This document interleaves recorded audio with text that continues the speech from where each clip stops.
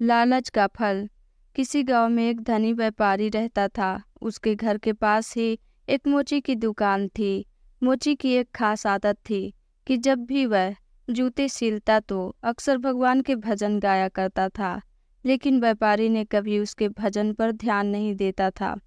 एक दिन जब व्यापारी किसी व्यापार के सिलसिले में शहर गया और घर लौटते समय उसकी तबीयत खराब हो गई और पैसों की कमी ना होने के कारण वह शहर के सबसे बड़े डॉक्टर को बुलाया। लेकिन वह व्यापारी की बीमारी का इलाज न कर सका।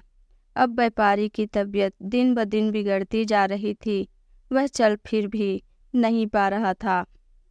एक दिन जब वह अपने बिस्तर पर लेटा हुआ था, तभी उसके कान में मोची के भजन गाने की आवाज़ सुनाई दी। उसकी भजन सुनते ही व्यापारी इतना मगन हो गया कि उसे ऐसा लगा जैसे वो भगवान से मिल रहा हो। मोची के भजन व्यापारी को उसकी बीमारी से दूर लेते जा रहा था। कुछ देर के लिए व्यापारी भूल गया कि वह बीमार है। कुछ दिन तक ऐसा ही चलता रहा। अब धीरे धीरे व्यापारी के तबीयत में सुधार आने लगा। एक दिन उसने मोची को बुलाया और कहा, मेरी बीमारी का इलाज बड़े बड़े डॉक्टर नहीं कर पाए, लेकिन तुम्हारी इस भजन से मेरी तबीयत में सुधार आया और इसलिए मैं तुम्हें एक छोटा सा इनाम देना चाहूँगा। व्यापारी ने उसे 2000 रुपये दिए। उसे पाकर मोची बहुत खुश हुआ और वहाँ से चला गया। पर इतने सारे पैसे देख उस रात मोची को नींद नहीं आई।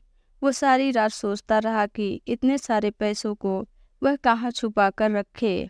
इस सोच की वजह से वह बहुत परेशान हो गया और अगले दिन वह काम पे नहीं आ सका। अब मोची भजन गाना भी भूल गया, क्योंकि मोची के मन में पैसों का खुशी थी। अब तो उसने काम पर भी जाना बंद कर दिया और धीरे धीरे उसकी दुकानदारी भी खत्म होने लगी। इधर व्यापारी की बीमारी फिर से बढ़ती जा रही थी। एक दिन मोची व्यापारी के घर गया और उनसे बोला, अपने ये पैसे वापस रख लीजिए। इन पैसों की वजह से मेरा धंधा चौपट हो गया है और मैं भजन गाना भी भूल गया। इस धन ने मेरा तो भगवान से नाता ही तोड़ दिया। मोची उन्हें पैसे वापस करके फिर अपने काम में लग गया और कुछ ही समय में फिर से अपने काम में व्यर्थ हो गया।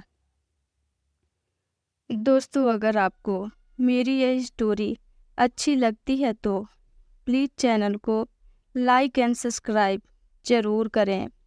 धन्यवाद।